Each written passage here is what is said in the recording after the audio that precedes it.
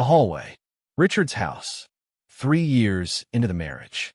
I was walking back from the kitchen with a glass of water, and the door to Richard's study was not fully closed. I heard my wife's voice first, then Richard's. I stopped, not because I intended to listen, because I heard my own name. What followed was maybe 90 seconds. Richard's voice, measured and certain, telling his daughter that she was exceptional, that the man she chose did not match what she was capable of, that she had married down, that he hoped he was wrong, but did not believe he was. I stood in that hallway, did not move, did not announce myself. When the voices shifted, I walked back to the living room and rejoined the gathering. Poured myself a drink.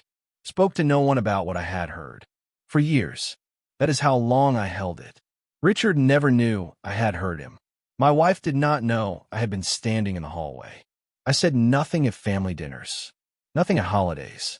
Nothing at the birth of our first child. I just built the proof in silence. Then Richard called and asked for a meeting. A business meeting. He wanted to talk about something I had been working on. Nothing to do with family. He asked if I had time. I said yes. I had been waiting for that call for 4 years. He just did not know it yet. My name is Daniel. I married Elena when I was 27. She came from a family with weight behind it. Richard had built a respected regional firm over 30 years. The kind of firm whose name opened doors. I came from none of that. My family was stable and unremarkable. Gave me work ethic and not much else. I knew the gap existed when I married Elena. I did not believe the gap was the point. I still do not. 3 years into the marriage, I was running a mid-level operations role at a company I respected but had outgrown. I knew I had outgrown it. I had a plan for what came next. Not fully formed, not yet actioned, but present. I had been building towards something for 2 years in the hours before and after work. Late nights at my desk. Early mornings on my laptop while the house was still dark. Richard did not know this. Richard knew what my business card said. Richard had made his assessment on that basis. He saw a son-in-law who was fine. Fine was not good enough for his daughter. Fine was the verdict. He had just not said it out loud yet. The family gathering where the hallway happened was Elena's 32nd birthday dinner. I brought flowers and a gift I had chosen carefully. Spent a week thinking about it. A necklace. Simple. Something she had mentioned once in passing 6 months earlier. Richard greeted me at the door with the warmth of a man who had decided to be civil and had confused civility with acceptance. He shook my hand. I shook his. I had always shaken Richard's hand. I had always meant the handshake. I meant it that night, too, before I knew what was coming. Elena was in the study with her father when I came back from the kitchen. The door was not fully closed. I heard her voice first, then Richard's. I stopped, not because I intended to listen, because I heard my own name. I stood in that hallway for 90 seconds while Richard told his daughter that she was exceptional and that the man she chose did not match what she was capable of, that she had married down, that he hoped he was wrong but did not believe he was. I listened to every word. I did not move. I did not announce myself. When the voices shifted, I walked back to the living room and rejoined the gathering. Poured myself a drink. Spoke to no one about what I had heard. Elena and I drove home an hour later. She was quiet in a way I had learned to read as something sitting on her chest. I did not ask what was sitting on hers. I already knew. The drive home from the birthday dinner was 40 minutes. Elena talked about the evening, what she enjoyed, a funny moment with her cousin, whether the restaurant we were planning to try next month was any good. I drove and listened and responded. I was present for the conversation. I was also holding 90 seconds of hallway in my chest and deciding, mile by mile, what to do with it. By the time we pulled into our driveway, I had decided. I would not tell her. Not tonight. I got out of the car and carried the leftover cake inside. Set it on the kitchen counter. Went to bed. The weeks after the birthday dinner, I watched Richard differently. Not with hostility. With the specific attention of a man who had been assessed and wanted to understand the basis of the assessment. At the next family dinner, I watched him talk to Elena. Watched him talk to his wife, Margaret. Watched him talk to colleagues who visited from out of town. Richard was not a cruel man. He was a man who believed his reading of people was accurate and acted on it without checking. I noted this. I filed it. I did not change my behavior toward him in any detectable way. I shook his hand at the door. I asked about his work. I thanked him for dinner. Margaret had watched her husband be right about enough things for 30 years that she had stopped questioning the times he might be wrong. I did not blame her for that. She had built a marriage on his judgment. She was not going to dismantle it on my behalf. I told one person what I had heard. Not Elena, my closest friend from before the marriage. A man named Daniel who had known me since we were 22. I told him over drinks 6 weeks after the birthday dinner, in the flat, recounting tone of someone reporting a fact rather than processing an injury. Daniel listened. He asked what I was going to do. I said build something he cannot argue with. He asked how long that would take. I said I did not know. Finish my drink. Daniel asked if I was going to let it sit. I said I was going to let it be wrong. He said that was not the same thing. I said no, but it was better. He looked at me for a moment. Then he said okay. Meant it is both skepticism and respect. I heard both. A verdict held in silence has a way of shaping behavior, even when the person holding it believes they are above it. I told myself I was building because I wanted to. I was not sure anymore whether that was true. Richard was not standing in my office. He was not on my shoulder, but he was in the hallway. And every time I closed my eyes, I could still hear exactly what he said. I was not building for him, but I was building because of him. And I was not sure yet whether that distinction mattered. 8 months after the birthday dinner, I left my operations role. Had been preparing the exit for 2 years. I was not leaving for another job. I was launching a consultancy in the sector I had spent 6 years learning from the inside. The first 3 clients came from relationships I had built carefully over that time. I did not announce the launch broadly. Told Elena first, then my parents, then Daniel. Did not tell Richard. Was not avoiding telling him. There was simply no occasion that required it, and I did not manufacture one. Elena told her parents about the consultancy at the next family Sunday. I was present. Richard asked 2 questions. Careful questions. Surface questions that contained, if you were listening for it, the architecture of a man assessing a risk he had not anticipated. He asked about the client base. He asked about the business model. I answered both directly and fully. Did not perform confidence. Did not oversell.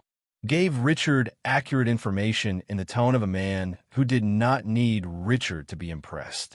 Richard nodded. Moved the conversation forward. I ate my dinner. The chicken was dry. I did not comment on that either. Over the following 18 months, the consultancy grew. Not dramatically. Steadily. The kind of growth that does not make headlines, but produces a specific quality of stability that people who have built things recognize immediately. I hired one person, then a second. Signed a lease on a small office near the train station. Renewed 2 client contracts at expanded scope. Did none of this for Richard. Did it because it was what I had intended to build. He existed in my peripheral vision during that period as a fixed point I was moving away from without looking at directly. I did not check how far away I was. I just kept moving. At a family Christmas, Margaret pulled me aside. Said she had been hearing good things about my work. Said Richard had mentioned it to her. I said I was glad things were going well. She said he is paying attention, you know. I said I know. Went back to the living room. Did not change what I was doing based on that information. Richard was paying attention. I had known that without Margaret telling me. The watching meant something was shifting in his assessment. I did not need his assessment to shift. I had stopped building for his approval somewhere in year 2. I had just not noticed it happening. Richard was still in the hallway, but the hallway was getting smaller in my rearview mirror, and I was not planning to turn around. For years after the birthday dinner, Richard called me directly. Not through Elena. Directly, on my cell phone, on a Tuesday afternoon. This had never happened before. Richard had always communicated through Elena or in person at family gatherings. A direct call was a departure. I saw his name on my screen and understood immediately that whatever this call was, it was not routine. I answered on the 3rd ring. Richard said he would like to have a meeting. Said he had a professional matter he would like to discuss and that he would value my perspective. He was formal in the way he is formal when he wants something. Not cold. Precise. He suggested a time and a place. His office. The following Thursday. Late morning. I listened to all of it. Said I could make Thursday work. Thanked him for calling. Ended the call. Sat at my desk for a moment. Then I called Daniel. Daniel asked what Richard wanted. I said I did not know yet. He asked if I had any idea.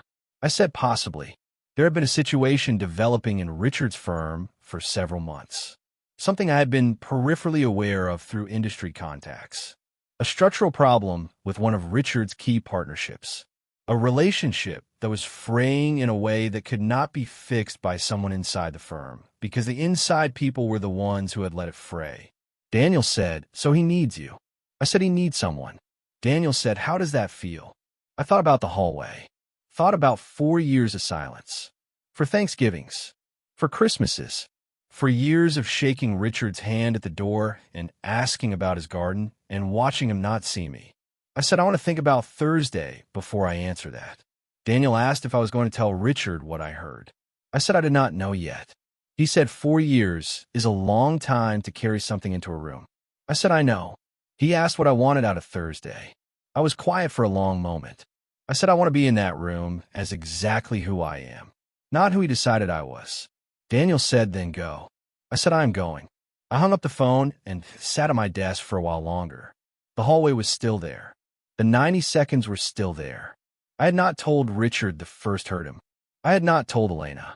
I had told one person, Daniel. And now I was going to sit across from Richard in his office, and he was going to ask me for something. And I had to decide before Thursday what kind of meeting this was going to be. A business meeting, or the meeting I had been waiting 4 years to have. I did not know the answer yet. Thursday would tell me. I told Elena on Wednesday evening that I was meeting with her father the following morning. Told her Richard had called me directly and requested it. Elena was surprised. She had not known about the call. She asked what it was about. I said a professional matter. That Richard wanted my perspective on something. She looked at me for a moment with the look she has when she is reading me rather than the situation. She asked if I was okay. I said yes. She said okay. She trusts me, and she did not press. I was aware of what I was not telling her. The hallway, the 90 seconds, the 4 years of silence. I held that awareness through the evening. Did not let it touch my face. Kissed her goodnight. She went to bed. I stayed up. That night, I sat in my home office after Elena was asleep. The house was dark. The street outside was quiet. I was not preparing materials for the meeting. I knew Richard's situation well enough to walk in without notes. I had been tracking the fraying partnership for months. Knew the players. Knew the history. Knew what Richard needed before Richard had asked for it. That was not the work I was doing in the dark. I was doing something else. I was deciding, finally and concretely, whether to name what I had heard in the hallway. I had carried the question for 4 years without urgency. Thursday gave it a deadline. I thought about why I had never brought it up before. Not because I was afraid of Richard.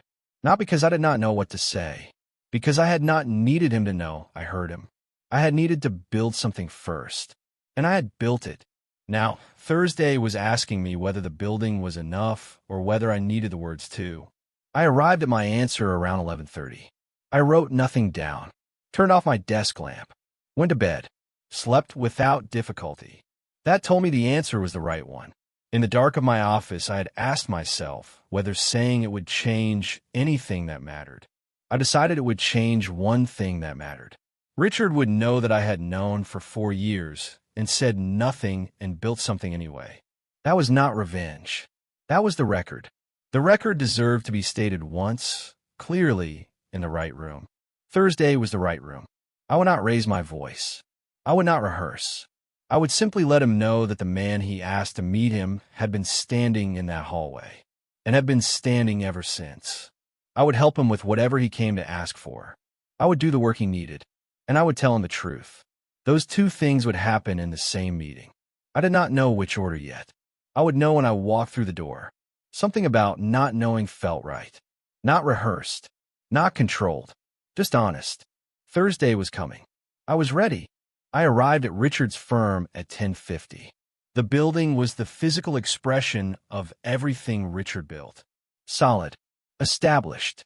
The kind of place that has been the same for 20 years because it has not needed to change. The receptionist knew my name. Richard had told her I was expected. I was shown to a conference room on the second floor. A long table, glass windows facing the street. I sat down. Did not check my phone. Did not look at anything in particular. Just sat and waited. Richard arrived 2 minutes later. He was dressed as he always dressed. Completely. Without concession. A dark suit. A tie that probably cost more than my first car. He shook my hand. The handshake was different from every previous handshake. It had a quality of respect in it that was not present at the birthday dinner door 3 years into the marriage. I noticed it. I shook back. We sat down across from each other. The conference room door was closed. It was just the two of us. Richard presented the professional matter. It was what I expected. A structural problem with a key partnership in his firm. A contractual issue with significant financial consequence. The kind of problem that requires someone who understands both the operational and the relational dimensions of a business arrangement. He laid it out with precision. He is not a man who asks for help carelessly. I could see what it had cost him to make this call. I listened to everything. When he finished, I asked 3 questions. Specific. Operational. The questions of someone who had already begun solving the problem while the problem was being described. Richard answered all 3. I nodded. Richard said he would not have called me if he did not believe I was the right person for this. I looked at him. I said, I know. A pause. He said he imagined I had questions about the retainer structure. I said I did, but there was something I wanted to say first. Richard looked at me. He waited. I said it would take about 2 minutes, and then we could talk about the work. For years of silence was about to end. Not with anger, not with a scene, with 2 minutes in a conference room on a Thursday morning. The kind of morning that looks like any other morning until it is not. Richard did not look away. He did not ask what I wanted to say. He just waited. The room was very quiet. I could hear the heating system running. I could hear my own voice before I opened my mouth. And then I opened it. I did not build to it. Did not set a scene or ask Richard if he remembered a specific evening. I just said what I heard when I heard it and what I did with it. I said 4 years ago at Elena's birthday dinner, I was walking back from your kitchen. Your study door was open. I heard you tell Elena she had married down. Richard was still. His expression did not collapse. It reconfigured. The way the face of a precise man reconfigures when a variable he did not account for enters the room. I said I wanted him to know 3 things. The first was that I never told Elena. That was my choice, and it stayed my choice. The second was that I never brought it up with him because I decided the most useful thing I could do with what I heard was answer it rather than argue with it. And the third was that I was telling him now, not because I needed him to apologize, though he was welcome to, but because he asked me to come to this room, and I thought he should know exactly who he asked. A silence. Richard looked at me. Something moved behind his eyes that I watched with the attention of a man who had waited 4 years for this specific moment. He said, I said that. Not question. I said yes. He said, and you said nothing. I said for 4 years. Richard looked at the table. He was quiet for a long moment. When he looked back up, his voice had a quality it had not previously had in any conversation with me. He said he was wrong about what he said and about the way he said it. He said he knew he was wrong before he finished saying it. He should have told me directly years ago. He did not elaborate, did not construct a defense. I looked at him. I said thank you. Meant it. Not fully. Not yet. But enough. Richard nodded once. I opened my folder. I said now.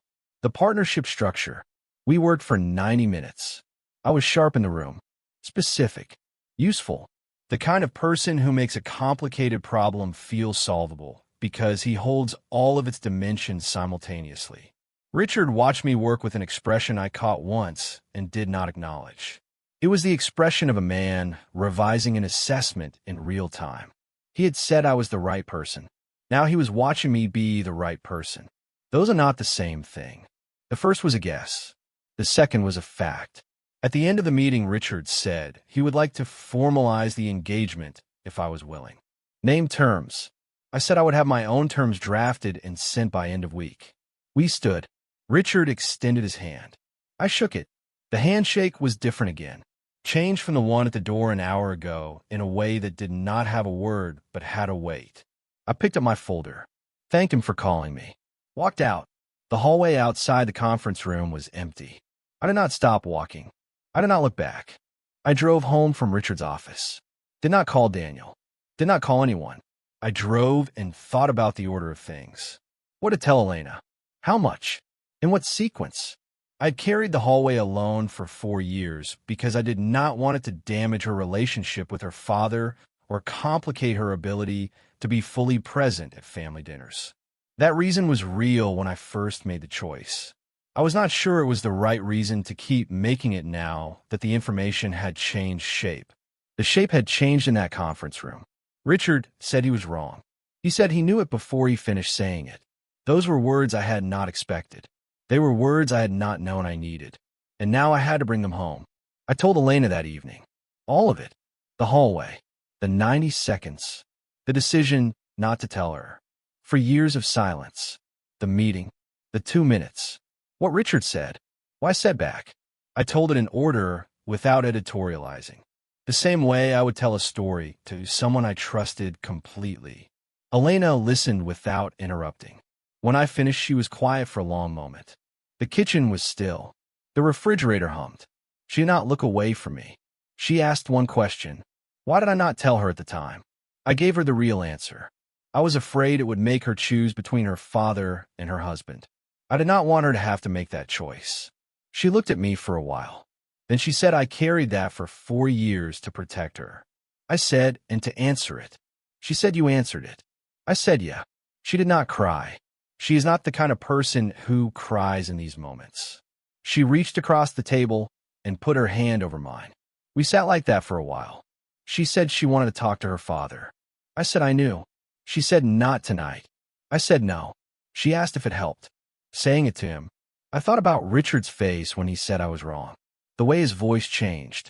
The quality it had that it had never had before. I said yes. More than I expected. Elena nodded. Squeezed my hand once. Let go. Got up and refilled both our glasses. Came back to the table. We sat together in the quiet of the kitchen for a long time. She did not ask what I was going to do about the engagement. She did not ask if I was going to work with her father after everything. She just sat with me. That was the thing I had not known I would need. Not someone to fix it. Someone to sit with it. She did that. She's always done that. I just had never given her the full weight of what she was sitting with before. Now she had it. Now we both did. Elena had her conversation with Richard the following week. I was not present. I did not ask for a full account afterward, and Elena did not give one. She told me 2 things. That her father acknowledged what he said, and that he asked her to tell me he meant what he said in the meeting. I received this. Did not ask what else was said between them. Some of what passed between Elena and her father in that room belonged to them. I have always understood the difference between what is mine to know and what is not. The formal engagement with Richard's firm began the following month. The first working session was in his conference room. The same table. The same chairs. We worked well together. I noticed it in the first meeting and noticed it again now. Richard was precise and experienced and did not waste time. In different circumstances, we might have been working together years ago. I did not say this. I just worked. He asked questions. I answered. I asked questions. He answered. The dynamic was clean. Professional. The hallway was not in the room with us. I had left it there the Thursday before. I did not need to bring it back. At the next family Sunday dinner, I arrived, and Richard opened the door. We shook hands. The handshake was the Thursday handshake, the one with weight in it. Neither of us said anything about the meeting or the 2 minutes or the hallway. None of that needed to live at the dinner table. I went inside. Elena was in the kitchen with her mother. I found her there. She handed me a glass. We stood together for a moment before the family gathered. I drank.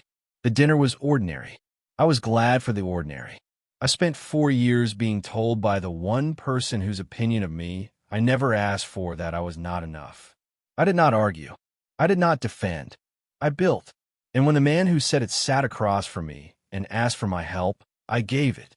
Not because I had forgiven everything or resolved everything or understood everything.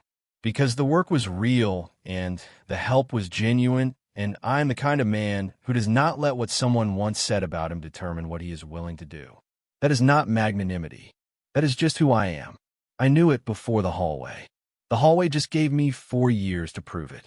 I am over at where silence ends. Has anyone ever told you that you are not enough and then come back asking for your help?